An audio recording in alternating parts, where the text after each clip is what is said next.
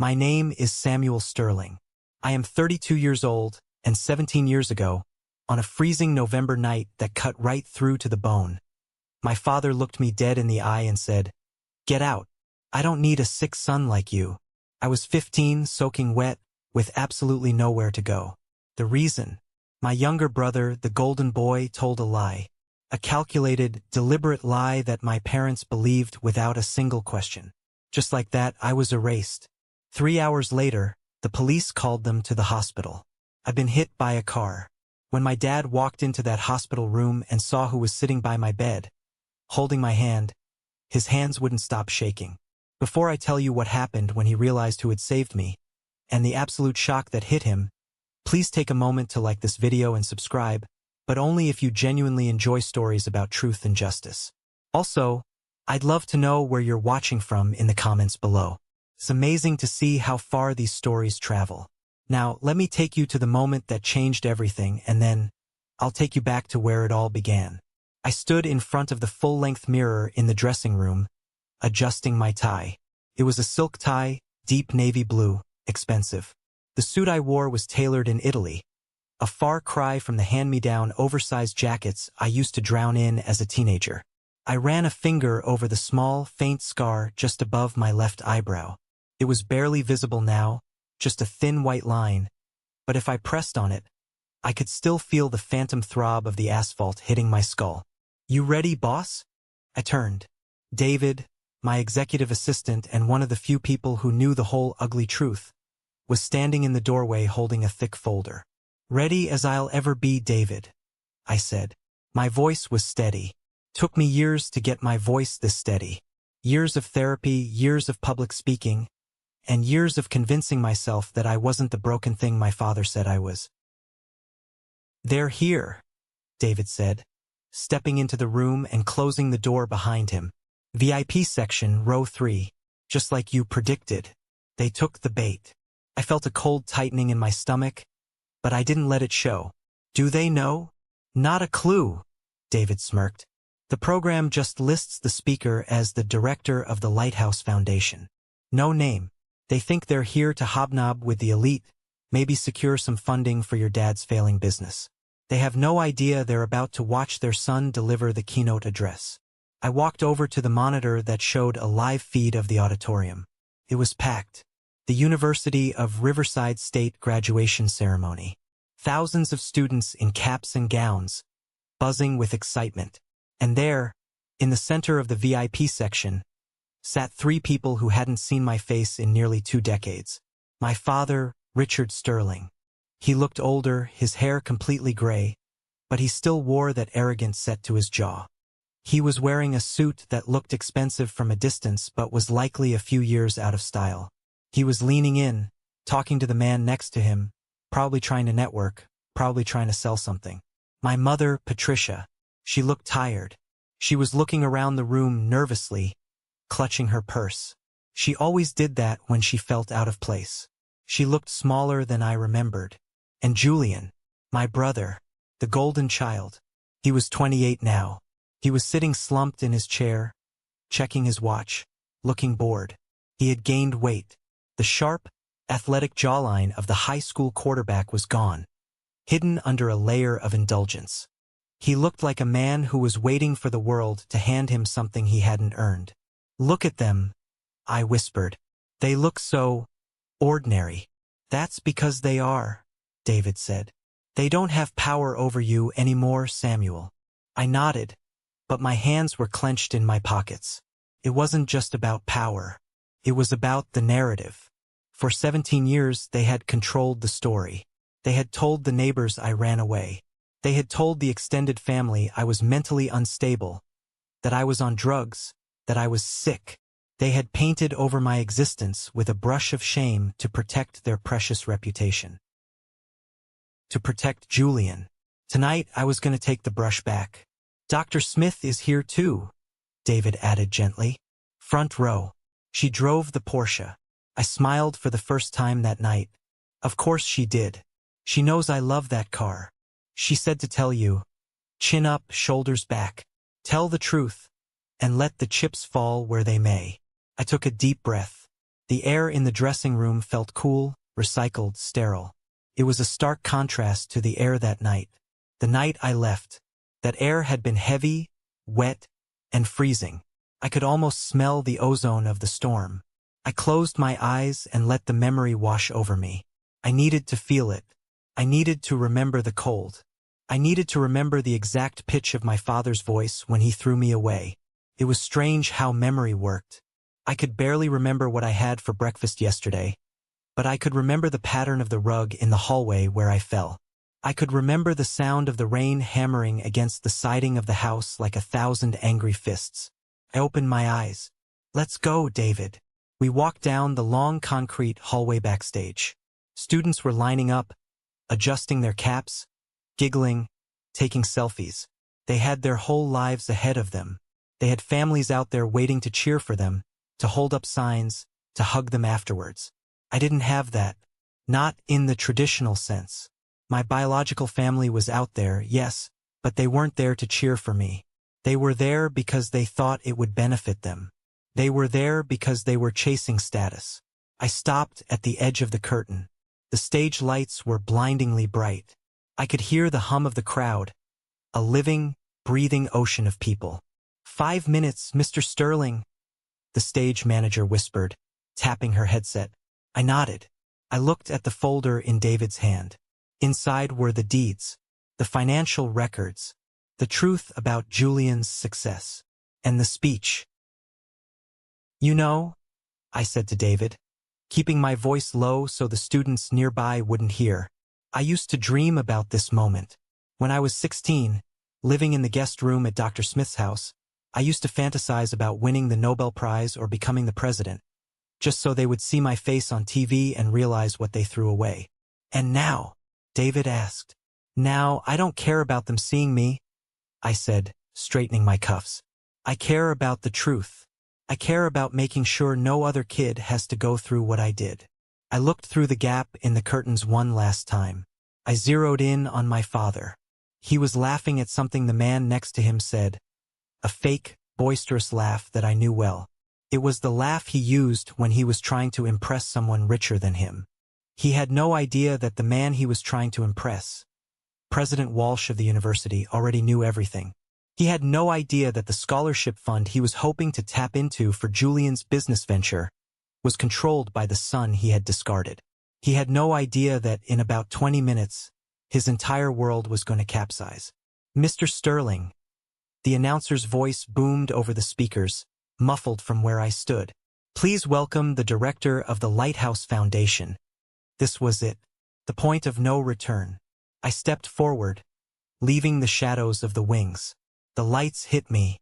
But to understand why this moment mattered, to understand why my father's hands would shake, and why my brother looked like he'd seen a ghost, we have to go back. We have to go back to the suburbs, to the perfectly manicured lawn, to the house that looked perfect from the outside but was rotting from the inside. We have to go back to the boy who was invisible. I learned early on that, in the Sterling household, Julian's tears were louder than my achievements. We lived in a 2-story colonial in a suburb that prided itself on appearances. My father, Richard, sold high-end insurance packages, and my mother, Patricia, was a stay-at-home mom who treated the local PDA like a royal court. And then there were the sons. Julian was 2 years younger than me. By the time he was 10, he was already the golden child. He had the bright blue eyes, the easy charm, the athletic build. He was the kind of kid who could break a vase and somehow get an apology from the vase. I was Samuel. Dark hair, quiet, bookish. I liked coding and chemistry. I was awkward. I wore glasses. And worst of all, in my father's eyes, I wasn't alpha. The cracks started small. It was the way Mom would pile Julian's plate high with food first. It was the way Dad would ask Julian about his pee-wee football practice for 20 minutes, then glance at me and say, "Do your homework?" before turning back to the TV. I learned to be small, to take up less space, to be a ghost in my own home. I thought if I caused zero problems, if I got perfect grades, if I was the model son, they would eventually love me the way they loved him. I was wrong. When I was 12, I won first place at the regional science fair. It was a huge deal. I had built a small robotic arm that could sort recyclables using sensors. I had beaten out 8th graders. The judges told me I had a future in engineering. They gave me a giant blue ribbon and a trophy. I ran out to the parking lot, clutching that trophy like it was the Holy Grail. I saw our family minivan. I yanked the door open, beaming, ready to show them. I won, I shouted. Mom shushed me immediately. Samuel, keep it down. I froze. In the back seat, Julian was sniffling. He was holding his wrist. What happened? I asked, my smile faltering. He tripped coming off the bleachers, Dad said, starting the engine. He didn't even look at my trophy. We have to go to urgent care. He might have sprained it. But I won first place, I whispered. That's nice, Mom said, turning around to stroke Julian's hair. Oh, my poor baby. Does it hurt? We'll get you ice cream after the doctor. Okay? We spent 4 hours in the waiting room. Julian didn't have a sprain. He didn't even have a bruise. The doctor said he was fine. But on the way home, they bought him a double scoop sundae to make him feel better. I sat in the very back of the van holding my trophy. Nobody asked to see it. Nobody asked how the robot worked. When we got home, I put the trophy on my bookshelf. 2 days later, I found it in the trash. Mom said she was decluttering and thought it was just a plastic toy. That was the pattern. Julian needed attention. Julian was sensitive. Julian required careful handling. Samuel?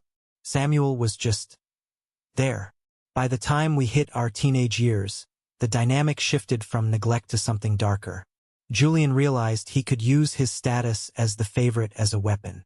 It started with small lies. He'd break a plate and say, I did it. I'd deny it, but Dad would just sigh, Samuel, stop lying. Be a man and own up to it. I would get grounded. Julian would get a smirk. But the real turning point, the moment I realized I wasn't just unloved but actively disliked, happened when I was 14. My grandmother, my dad's mom, had moved into a nursing home. She was the only one who ever really saw me. She used to sneak me $5 bills and tell me I was the smart one. When she got sick, Dad kept a stash of cash in his home office, about $500. That was meant for her special medication that insurance wouldn't cover. One afternoon, I came home early from school and heard noises in the office. The door was cracked open. I saw Julian, then 12, rifling through the desk. He stuffed a handful of bills into his pocket. Julian, I said, pushing the door open. He jumped, whirling around. Get out. Put that back, I said, stepping forward. That's Grandma's medicine money. No, he sneered. I need a new game console. Mom said I couldn't have one until Christmas. I'm not waiting. I'm telling Dad, I said, turning to leave. If you tell him, Julian said, his voice dropping to a low, cold tone that didn't sound like a 12-year-old. I'll tell him you stole it, and I'll tell him you hit me to make me keep quiet. I hesitated. He won't believe you, won't he? Julian smiled. It was a terrifying smile. Who does he always believe, Sam? The sick one? Or me? He was referring to a new label Dad had started using. Because I spent so much time alone in my room, because I didn't play sports, because I didn't date, Dad had started calling me sick. Not physically sick. He meant weird, broken, wrong. You're bluffing, I said. I went downstairs and waited for Dad to come home. When he walked in, I opened my mouth to speak, but Julian came bounding down the stairs, tears already streaming down his face. Dad, Julian wailed. Sam took the money. I saw him, and when I tried to stop him, he shoved me. I stood there paralyzed. What? No, Dad, he's lying. He has the money in his pocket. Dad didn't even check Julian's pockets. He looked at me, his face twisting into a scowl of pure disgust. He walked over to me, grabbed me by the collar of my shirt, and shoved me against the wall.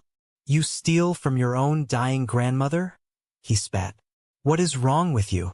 Are you on drugs? Is that it? Check his pockets, I screamed. Just check his pockets. Don't you dare blame your brother, Dad roared. I know who you are, Samuel. I see you sneaking around. You're a sneak. You're ungrateful. He grounded me for 3 months. He took my door off its hinges so he could keep an eye on me. He told everyone, my aunts, my uncles, the neighbors, that I had a stealing problem. I never saw that money again. Julian got his game console a week later. He told Mom he found it at a garage sale for cheap. She believed him, or maybe she pretended to. That was the moment I stopped trying to win them over. I realized I was living in a rigged game. I stopped arguing. I stopped defending myself. I just focused on survival. I focused on my grades, my coding, my plan to get into a college far, far away. I thought I could wait it out. I thought I just had to make it to 18. But I underestimated Julian. And I underestimated just how much my father wanted a reason to get rid of me. The final blow came when I was 15. And it didn't involve money. It involved a girl, an ego, and a lie so devastating it would nearly cost me my life. There was a girl named Emily. She was in my chemistry class. She was smart, funny, and she didn't care about football or popularity. Julian, being Julian, decided he wanted her. Not because he liked her, but because she was the only girl in school who hadn't swooned over him. He asked her out. She said no. He tried again. She said no. Then she started studying with me. That was the trigger. That was the spark that would burn my entire life to the ground. The week leading up to the storm was heavy with tension. You could feel it in the house, like static electricity before lightning strikes. Emily and I weren't dating, not really.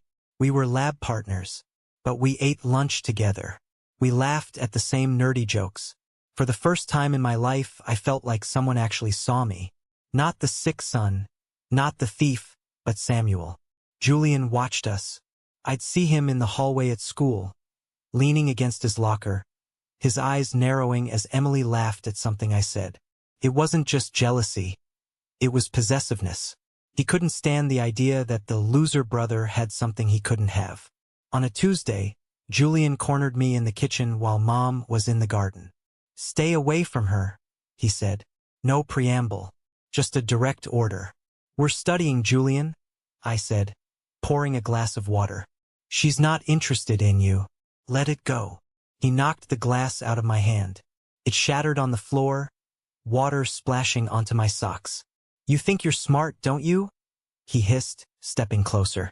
He was taller than me now, bulked up from football training. You think you can embarrass me? Dad's already talking about sending you to military school. All I have to do is give him a nudge. Clean this up, I said, my voice shaking slightly. Make me. He walked away, leaving me to pick up the shards. I cut my finger on a piece of glass. As I watched the blood well up, I had a sinking feeling that things were about to get much, much worse. Thursday night, the storm warning had been issued. A massive nor'easter was coming down from Canada, bringing freezing rain and gale force winds. I was in my room, my doorless room, working on a history essay. Mom and Dad were out at a dinner party. They weren't expected back until 10. Julian came into my room around 8. He smelled like beer. He was holding a baseball bat. My baseball bat, the one I hadn't used in years. She blocked me, he said, his words slightly slurred. Emily. I sent her a message, and she blocked me. I told you to leave her alone, I said, not looking up from my laptop. You told her lies about me, he accused, swinging the bat lightly. You told her I was stupid. I didn't say anything about you. Emily has her own brain. Liar. He swung the bat and hit my desk chair. The sound cracked through the room like a gunshot. I jumped up. Julian, get out. You're drunk. I'm not drunk, he screamed. And I'm not letting you win. He threw the bat down. Then, he did something that I still see in my nightmares. He walked over to the corner of my room, where the wall met the heavy oak dresser. You know what Dad hates most? Julian asked, his voice suddenly calm, eerie. He hates perverts. He hates people who hurt others. What are you talking about? Julian looked me in the eye, smiled, and then slammed his own forehead into the sharp corner of the dresser. Thud. He did it again. Harder. Thud. Blood gushed from a gash above his eyebrow. He turned to me, blood streaming down his face, masking that terrifying smile. Then he ripped his own shirt, tearing the collar. "What are you doing?" I shouted, backing away in horror. "Stop!" Just then, headlights swept across my bedroom window. The driveway gravel crunched. Mom and Dad were home early. Julian waited until he heard the front door open. Then he started screaming. "Get off me! No! Sam! Stop! Please!" He threw himself onto the floor, curling into a ball, sobbing hysterically. Footsteps pounded up the stairs. Dad burst into the room, Mom right behind him. The scene they saw was damning. Me standing there, horrified. Julian on the floor, bleeding, shirt torn, sobbing. "Oh my God!" Mom screamed, rushing to Julian. "My baby! What happened?" Julian pointed a shaking finger at me. He wanted money. And when I said no, he choked on a sob. He hit me with the bat. And then he tried to touch me, Dad. He tried to touch me. The air left the room. My father turned to me. His face wasn't red. It was white, cold, deadly white. The vein in his temple was throbbing. I stammered. "Dad, he did it to himself. He's drunk. Smell his breath." "Shut up," Dad said. His voice was a low growl. "He's lying. He's crazy." He hit his head on the dresser. Dad walked over to me. I thought he was going to hit me. I braced myself. But he didn't hit me.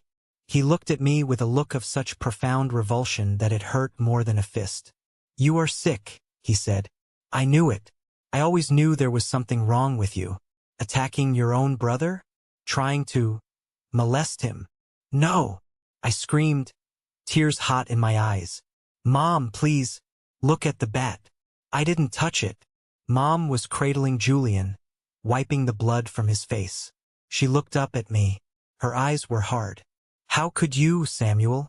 After everything we've done for you." "Patricia, get Julian to the car. We're going to the ER," Dad said. "What about him?" Mom asked, nodding at me. Dad looked at me. He looked at my bookshelf, my computer, my clothes. Then he looked at the window, where the rain was already lashing against the glass. "I don't want him in this house," Dad said. "Richard, it's storming," Mom said weakly. Not defending me, just stating a fact. "I don't care if it's a hurricane," Dad yelled, finally losing his cool. "He is a danger to this family.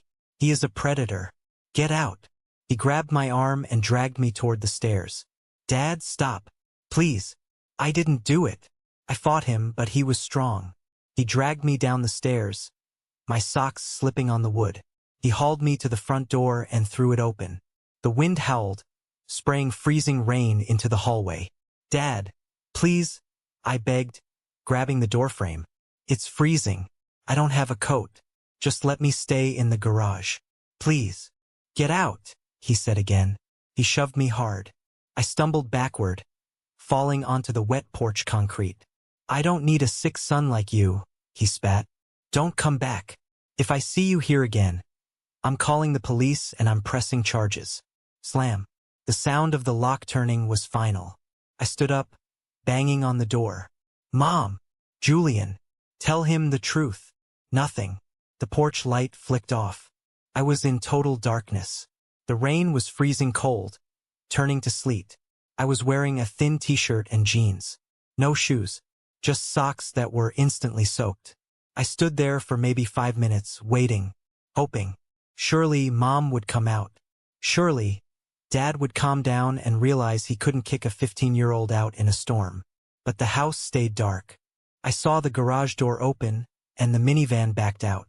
I ran toward it, waving my arms. "Dad, stop."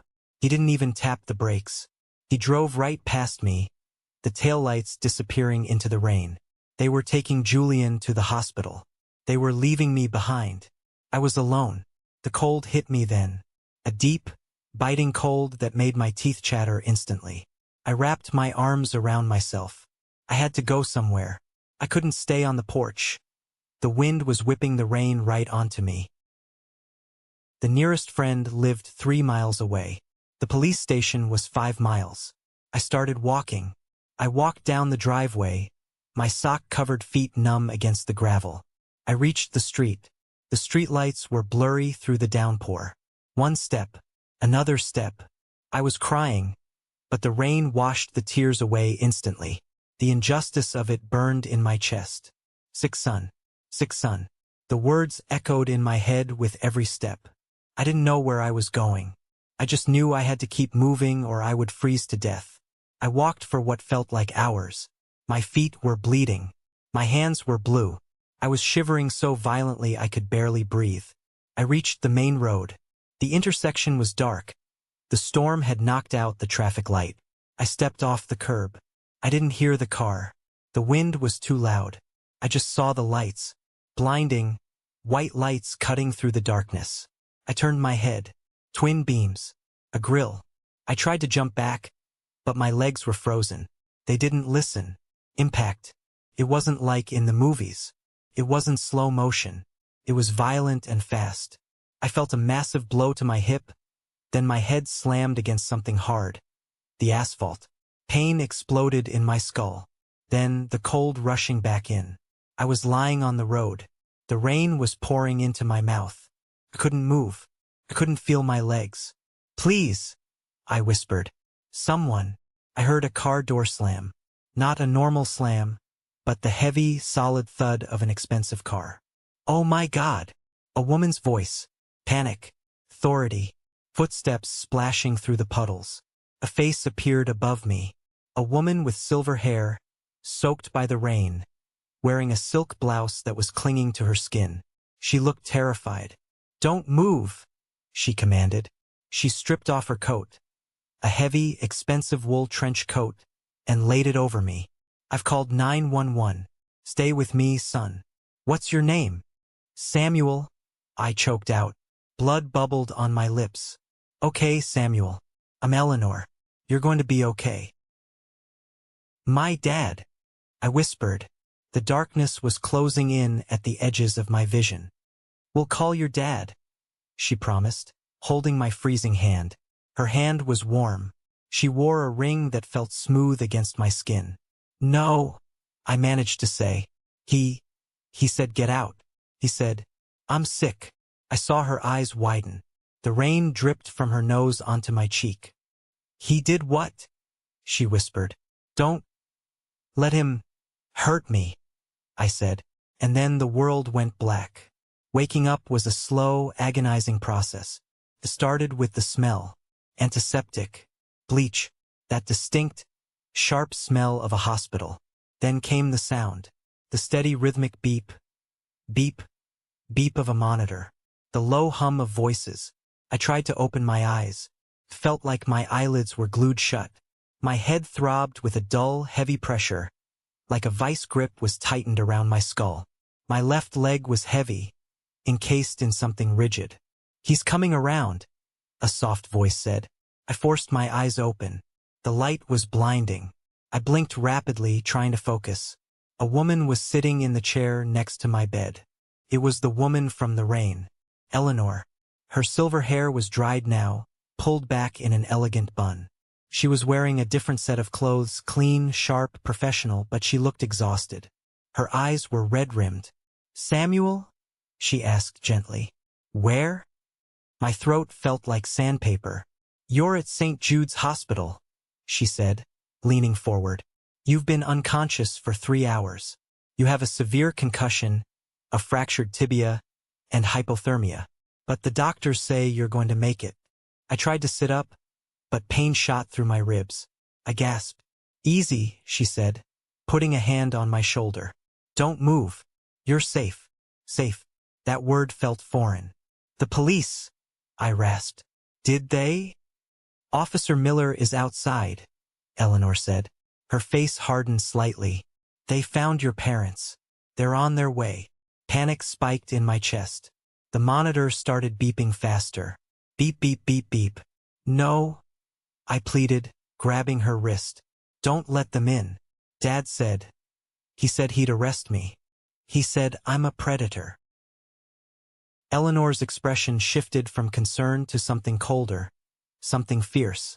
She squeezed my hand. Samuel, listen to me. I spoke to the police officer. I told him what you told me on the road, about them kicking you out. They won't believe me, I cried. Tears leaked from my eyes. They always believe Julian. He's the golden boy. I'm the sick one. You are not sick, she said firmly. And I am not just a driver who hit you. I'm Dr. Eleanor Smith. The name rang a bell. Dr. Eleanor Smith. She was famous. She was a legend in the academic world, a philanthropist, the chair of the board at the university. My dad had a magazine with her face on the cover in his office. He used to say, if I could just get 5 minutes with Eleanor Smith, I could sell her a policy that would retire me. You're the professor? I asked. I am. And I promise you, nobody is going to hurt you while I am in this room. Just then, the door banged open. My father walked in. He looked frantic, but not the kind of frantic that comes from love. It was the frantic energy of a man trying to manage a PR disaster. Mom was behind him, looking pale. Samuel, Dad shouted, rushing toward the bed. My God, we've been so worried. The police called and said you were hit? What were you doing running into the street? He was rewriting history already. What were you doing running? Not why did I kick you out? I shrank back into the pillows. We told you to go to your room. Dad lied, his voice loud, performing for the nurse in the corner. We didn't tell you to run away. You foolish boy. Excuse me. A voice cut through the air like a scalpel. Dad turned. He seemed to notice Eleanor for the first time. He had been so focused on his performance he hadn't looked at the witness. He froze. I saw the recognition hit him. His eyes went wide. His mouth opened, then closed. He looked at the woman sitting calmly in the chair, legs crossed, hands folded in her lap. You, Dad stammered. You're Dr. Smith. Mr. Sterling, Eleanor said. She didn't stand up. She didn't offer her hand. She just stared at him. I'm the one who hit your son with my car. Oh, Dad swallowed hard. His demeanor changed instantly.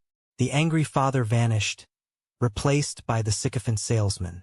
Dr. Smith, what an unfortunate accident.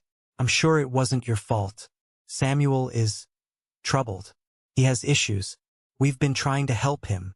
Troubled, Eleanor repeated. Is that why he was walking barefoot in a freezing storm 3 miles from your house wearing nothing but a t-shirt?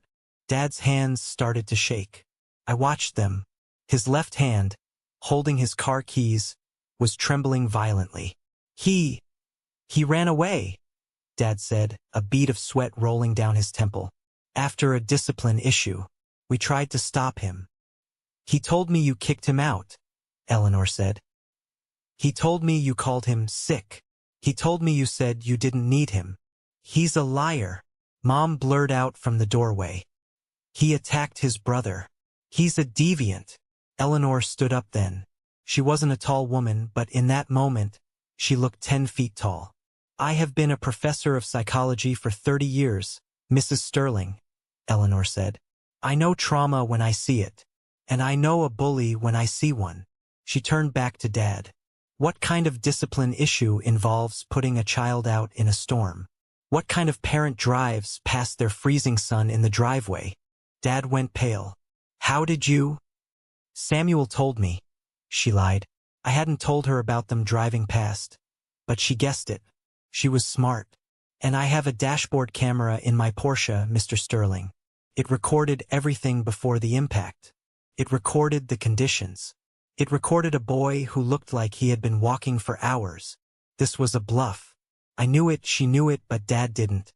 We can handle this, Dad said, his voice shaking. We'll take him home. We don't want to press charges against you for the accident, Dr. Smith. We can settle this privately. Take him home. Eleanor laughed. It was a dry, humorless sound. Over my dead body. She walked over to the door and opened it. Officer Miller was standing there. Officer, Eleanor said. I'd like to make a formal statement, and I believe Samuel would like to speak to a social worker. He is refusing to go home with these people because he fears for his safety. Samuel? The officer looked at me. I looked at my dad. His hands were shaking so hard the keys were jingling. He was looking at me with pure hate, but also fear. Fear of Eleanor. Fear of his reputation. I won't go back, I whispered. Please don't make me go back. Julian lied. I didn't touch him. He's not going back, Eleanor declared. I will cover his medical bills. I will stay here until social services arrives. Now. She looked at my parents. Get out. You can't do this, Dad sputtered. He's my son. You lost the right to call him that when you threw him into a storm, Eleanor said. Get out. Officer Miller stepped forward. Mr. Sterling, Mrs. Sterling, I think it's best if you leave the room. We need to interview the boy alone. Dad looked at Eleanor one last time. He looked at her expensive clothes, her authoritative stance. He knew he was outmatched. He turned and walked out, defeated. Mom followed, sobbing into a tissue. When the door closed, the silence was heavy. Eleanor sat back down. Her hands were trembling slightly now, too. Adrenaline. Thank you, I said. Why did you do that? She looked at me, her eyes softening. Because I have a son, Samuel. He died 10 years ago. He would have been your age. She reached out and brushed a strand of hair from my forehead. And I know that no child deserves to be thrown away. That night, in that hospital bed, I made a choice. I wasn't Samuel Sterling, the sick son, anymore. I was the boy who survived. And I had a new ally. The next few months were a blur of legal battles and new beginnings. Social services investigated. They found the inconsistencies in Julian's story, the lack of defensive wounds on me, the angle of the cut on his head which matched the furniture in my room. But mostly, they saw my parents' reluctance to fight for me once they realized Dr. Smith was involved. They didn't want a public scandal. They signed over temporary custody to the state, and Dr. Smith, Eleanor, immediately applied to be my foster guardian. She had the means, the background, and the pull to fast-track it. I moved into her home. It was a sprawling estate with a library that smelled like old paper and lemon polish. It was quiet, peaceful. Education is freedom, Eleanor told me on my first night there. They can take your home, they can take your reputation, but they cannot take what is in your head. So I studied. I threw myself into my work with a ferocity that bordered on obsession. I wasn't just studying to pass. I was studying to prove I existed. I finished high school as valedictorian of my new district. Eleanor sat in the front row, cheering louder than anyone. My biological parents didn't show up. I went to college on a full scholarship, not because of Eleanor's money, but because I refused to take a dime I didn't earn. I majored in finance and social work. A strange combination, people said. But I knew exactly what I was doing. I needed to understand money to make it, and I needed to understand the system to fix it. I started the Lighthouse Foundation when I was 25. It began as a small mentorship program for foster kids. Within 5 years, thanks to Eleanor's connections and my aggressive investment strategies, it exploded. We funded college tuitions. We provided legal counsel for kids being abused. We gave them a second chance. I tracked my biological family from a distance. I hired a private investigator, not to stalk them but to protect myself. I watched them crumble. Without a scapegoat, the dynamic in the Sterling house shifted. Julian, the golden child, rotted. He got a football scholarship to a mid-tier college but flunked out freshman year. Too much partying. Too much ego. Then came the gambling. My investigator sent me reports. Julian was betting heavily on sports. He lost. He borrowed. He lost again. Mom and Dad enabled him. They bailed him out. They refinanced the house. They took out a second mortgage. They drained their retirement accounts. College fund? Gone. Inheritance? Vaporized. By the time I was 30, my father's insurance business had collapsed because he was too busy trying to fix Julian's messes to work. They were drowning in debt. And that's when I made my move. I learned that their bank was foreclosing on the house where I was born, the house where I was kicked out. I used a shell company, SS Holdings, to buy the debt. I bought the mortgage. Technically, I owned their house. I could have evicted them the next day. I could have sent the sheriff to throw them out on the street. But I didn't. Not yet. I let them stay. I let them sweat. I let them wonder who this mysterious investor was who now held the deed to their lives. Then the invitation came. The University of Riverside State. Julian was finally graduating. It had taken him 10 years, 3 different colleges, and thousands of dollars in donations from Dad. Money they didn't really have. To get a degree in general studies. President Walsh, a close friend of Eleanor's, invited me to give the keynote address. "They'll be there," Eleanor said over dinner one night.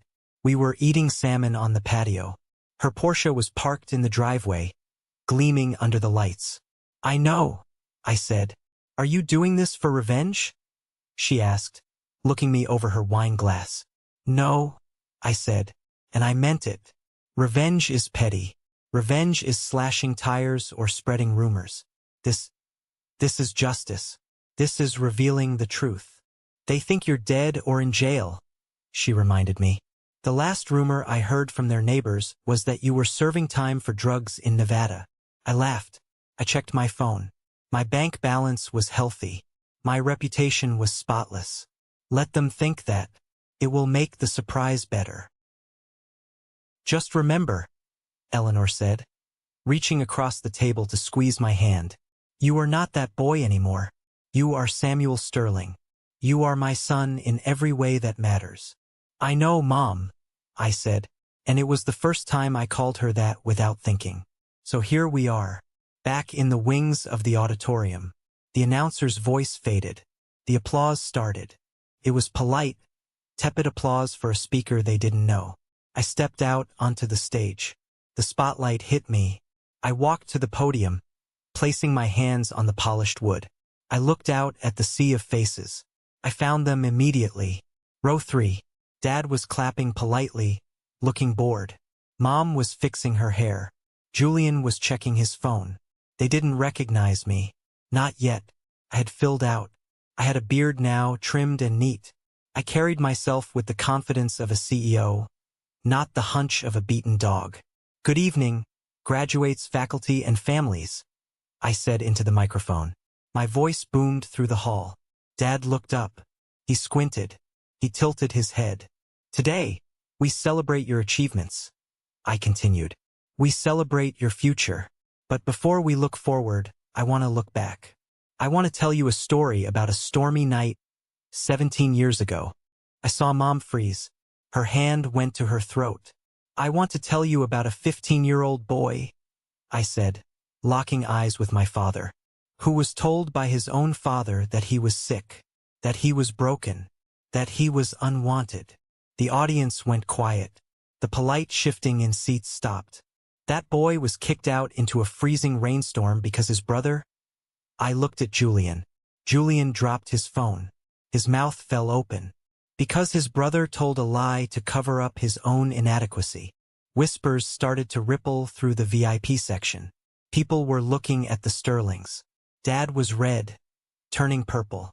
He started to stand up.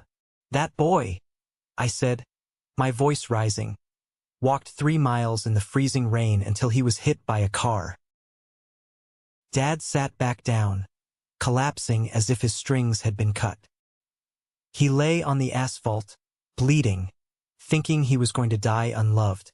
But then, a stranger stopped. I gestured to the front row. A stranger in a Porsche Cayenne. A woman who didn't care about the mud or the blood. A woman who saw a child in need, not a sick problem to be discarded. Dr. Smith stood up. She turned to the crowd and waved briefly. The students cheered for her. They knew her as the board chair. "That woman," I said, my voice thick with emotion, "is Dr. Eleanor Smith. She took that boy in. She raised him. She taught him that family isn't blood. It's who stays when the storm hits." I took a deep breath. This was it. "And that boy," I leaned into the microphone, "that boy is standing before you today. The silence that followed was absolute. It was a vacuum, sucking the air out of the massive auditorium. Then the realization hit. Oh my God! Someone in the front row whispered loudly enough for the microphone to pick up. I watched my father. His face was a mask of pure, unadulterated horror. He wasn't looking at me with anger anymore. He was looking at me like I was a tidal wave about to swallow him whole. His hands, those hands that had shoved me, dragged me, pointed at me, were shaking violently. He gripped the armrests of his chair so hard his knuckles were white. Mom was crying. Not the manipulative tears she used to shed for Julian, but real tears of shock. She had her hands over her mouth, shaking her head as if to deny reality. And Julian looked small. The arrogance was gone.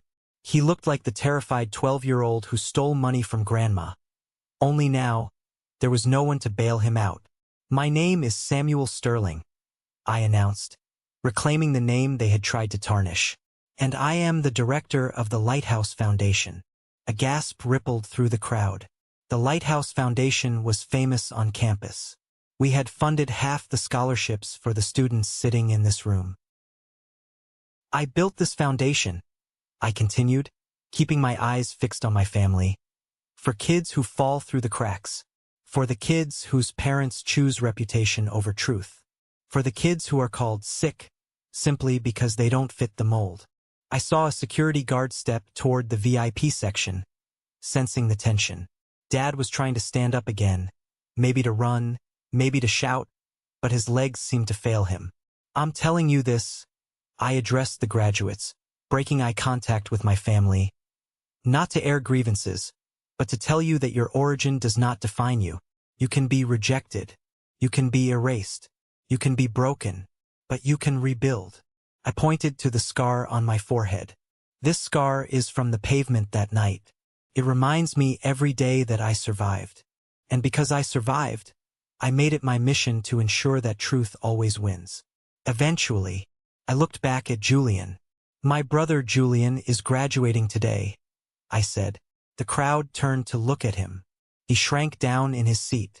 Congratulations, Julian. I know it took you a long time to get here. I know about the gambling debts. I know about the lies. Julian's face went gray. But I also know that everyone deserves a second chance. If they earn it. I paused. My father, I said, looking at Richard, called me sick. He threw me away.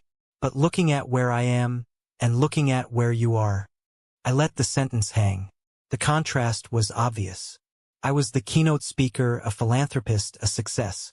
He was a failing businessman sitting in a seat he couldn't afford. I think we all know who was truly sick that night. The audience erupted. It wasn't polite applause this time. It was a roar. Students stood up. They were cheering for the underdog. They were cheering for justice. It was a thunderous wave of validation that washed over me, cleansing 17 years of shame. I saw Eleanor in the front row, tears streaming down her face, clapping her hands high above her head. She mouthed, "I'm so proud of you." My father couldn't take it. He scrambled out of his seat, pushing past the people in his row. He looked like a rat fleeing a sinking ship. Mom followed him, head down. Julian tried to leave, but his path was blocked by his own classmates who were standing up to cheer. He was trapped in the middle of his own humiliation. I finished my speech. Build your own families. Speak the truth. And never, ever let anyone tell you that you are disposable. Thank you. I stepped back from the podium. The ovation lasted for 3 minutes. As I walked off stage, my heart was pounding, but it wasn't racing from fear. It was racing from adrenaline. I felt light. I felt free. This is the moment that changes everything. This is when I finally took back the pen and wrote my own chapter. The applause eventually faded, but the energy in the air remained electric, humming with the kind of tension that precedes a lightning strike. I walked off the stage, my legs feeling strangely heavy, not from fatigue, but from the sheer weight of what I had just unloaded. 17 years of silence, 17 years of being the sick secret, all evaporated in 15 minutes under a spotlight. David was waiting for me in the wings. He didn't say a word. He just handed me a bottle of water and nodded. It was a nod of respect, of shared burden. He knew the cost of that speech. He knew it wasn't a victory lap. It was an exorcism. "They're waiting," David said quietly, once I had drained half the bottle. "Security says they tried to leave through the side exit, but the press is already swarming the front. They're cornered near the VIP reception area." "Let them wait," I said. I needed a moment. I needed to let my hands stop trembling. Not from fear, never again from fear, but from the adrenaline crash.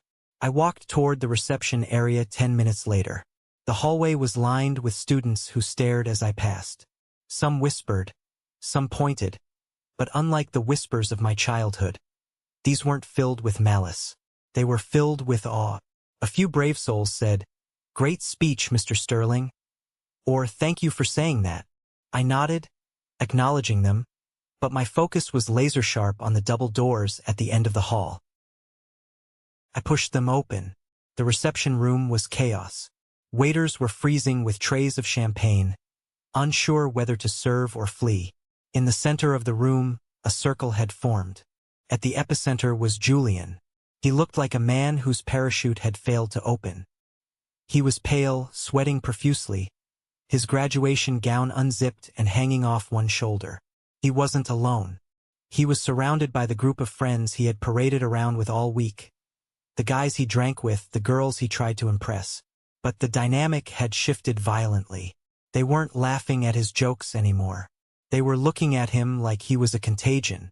"You said he was dead," a girl with blonde hair was saying, her voice shrill. "Julian, you told us your brother died of an overdose in Vegas. You used that story to get an extension on your thesis." I didn't say that," Julian stammered, his eyes darting around, looking for an exit. "You misunderstood. I said he was gone. Like, lost." "No, you didn't," a guy named Mark cut in. He was wearing a varsity jacket, looking disgusted. "You cried, man. You literally squeezed out tears at the frat party about how much you missed him. You got pity points for 3 years because of a brother who is standing right there, very much alive and clearly richer than you." "It's complicated," Julian shouted, his voice cracking. "You don't know him. He's manipulative. He's lying. He's the director of the Lighthouse Foundation, you idiot." Sarah, Julian's on-and-off girlfriend, stepped forward. She was holding her phone, scrolling through something. "I just looked it up. He's verified. He's legitimate. And you," she looked up, her eyes cold, "you owe me $2,000 for the rent you said your trust fund was going to cover. Is there even a trust fund, Julian? Or is that a lie too?" Julian opened his mouth, but no sound came out. He saw me standing by the door. His eyes locked onto mine, filled with a toxic mix of hatred and terror. "You," he hissed, pointing a shaking finger. "You did this. You ruined everything." I walked into the circle. The crowd parted for me like the Red Sea. I stopped 3 feet from him. I was taller than him now. The physical intimidation he used to wield over me when we were kids was gone. "I didn't do anything, Julian," I said calmly. "I just turned on the lights. If the room is ugly, that's on you.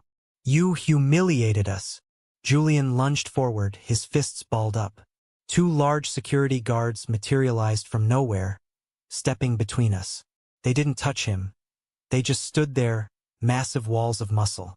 Julian bounced off them and stumbled back, looking pathetic. "Where are Mom and Dad?" I asked. "They're outside," Julian spat, "trying to salvage the reputation you destroyed." "Good. Stay here, Julian. I think Sarah has a few more questions about that trust fund." I left him there, drowning in his own fabrications, and walked out the side door toward the private parking lot. The air outside was cool, a stark contrast to the heat of the venue. My parents were standing next to Eleanor's Rolls-Royce. It was a poetic tableau. They were huddled together, looking at the sleek, black vehicle with a mix of envy and fear.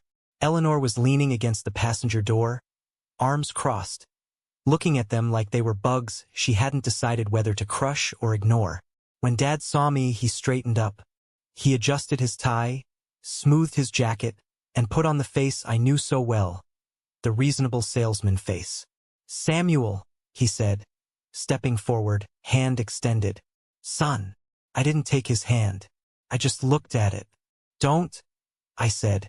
Dad dropped his hand, clearing his throat. "Look, that speech." It was powerful, dramatic, a bit embellished maybe for the audience, but I understand. "You're hurt." "Embellished." I laughed. A sharp, bitter sound. "Which part, Richard? The part where you dragged me down the stairs? Or the part where you drove past me in the rain? We were trying to teach you a lesson." Dad's voice rose, cracking the facade. "You were out of control. You were stealing money. You were attacking your brother. We had to be tough. That's what parents do. We made you strong. Look at you. You're successful. You pushed yourself because we pushed you away. In a way, you owe us for this."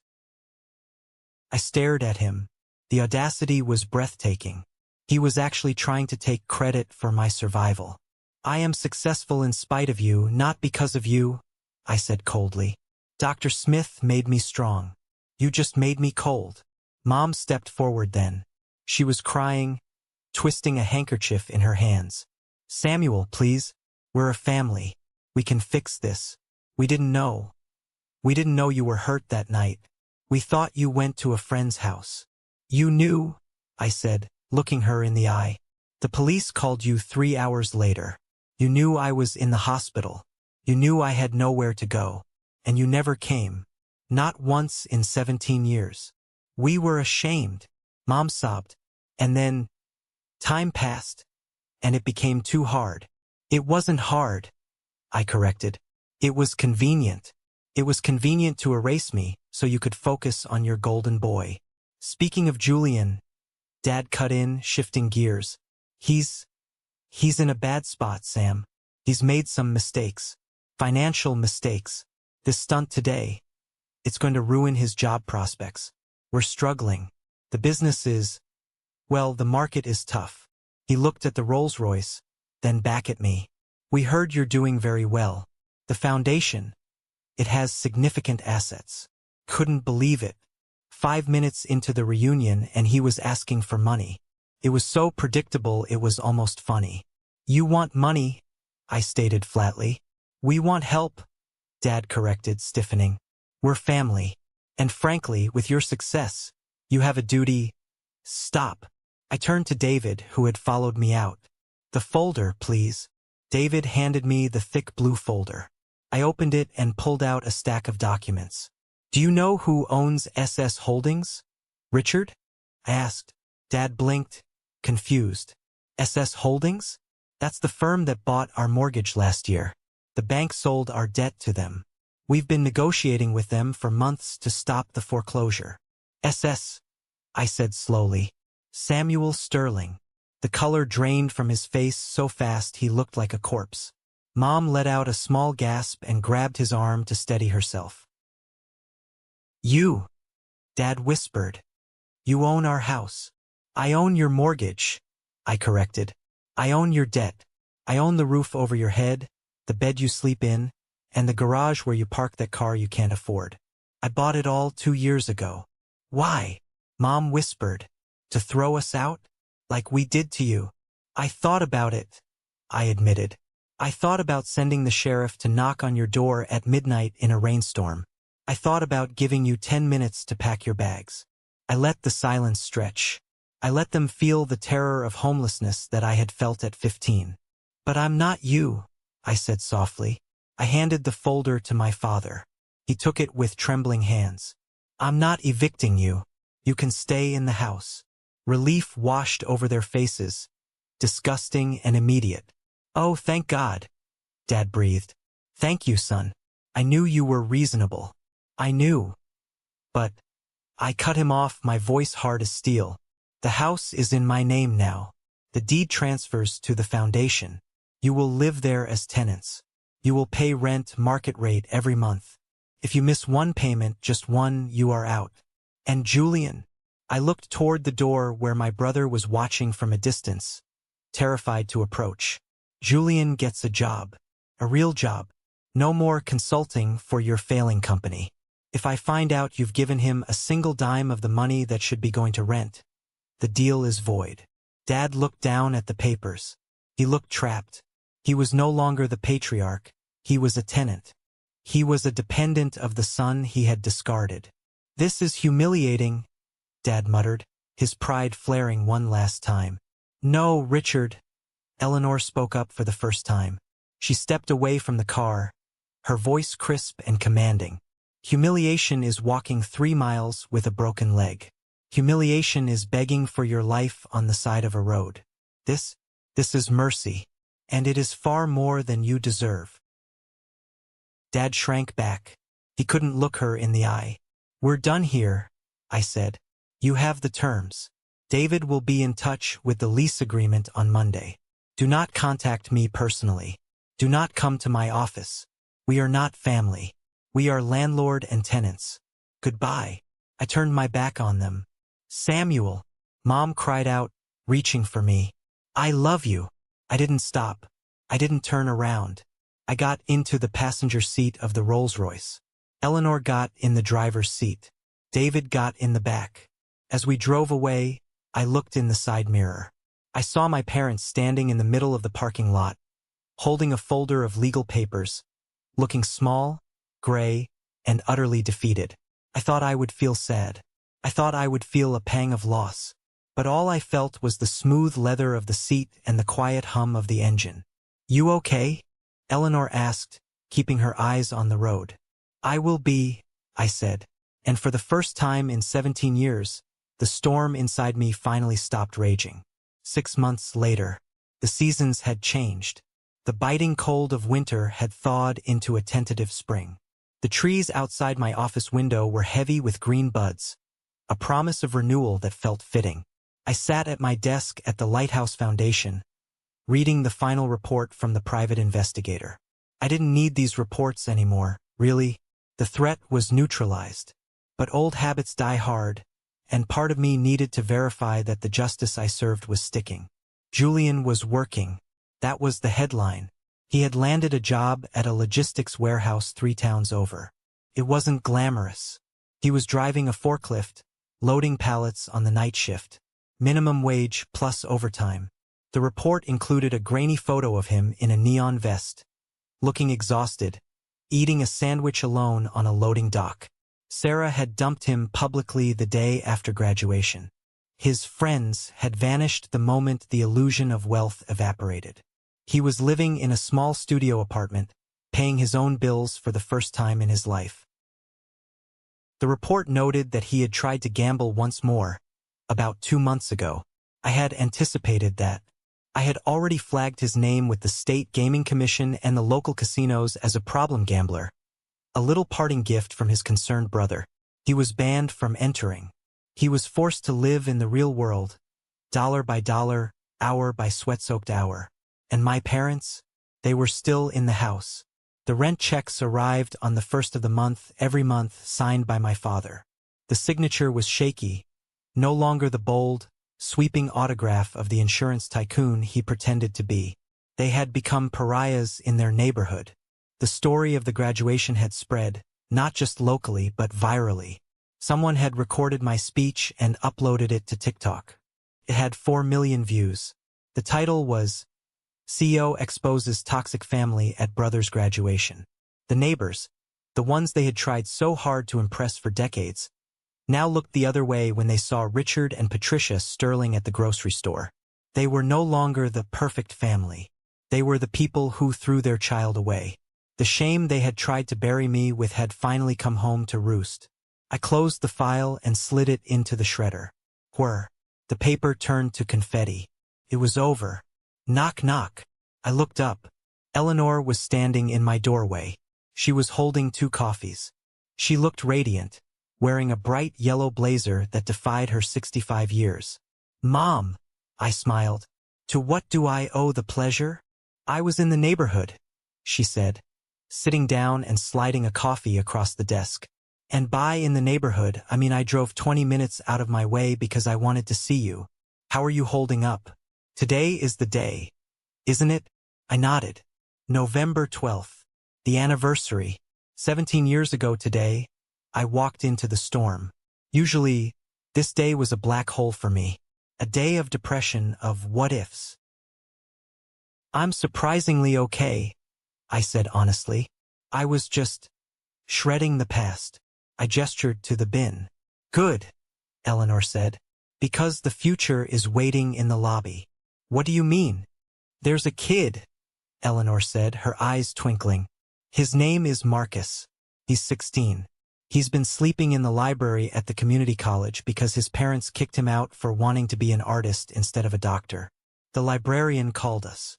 My heart squeezed. It was the same story, just a different remix. Is he? He's scared, Eleanor said. He's hungry, and he thinks he's worthless. I stood up immediately. I grabbed my jacket. Send him in? Or should I go to him? He's in the conference room with David, Eleanor said. But Samuel? Yeah. Tell him the truth, she said. Show him the scar. I walked to the conference room. Through the glass wall I saw him. Marcus. He was skinny, wearing a hoodie that was too big for him, clutching a backpack like it was a life raft. He was looking at the floor, his leg bouncing nervously. I opened the door. Marcus. He jumped, looking up with wide, terrified eyes. He saw the suit. He saw the office.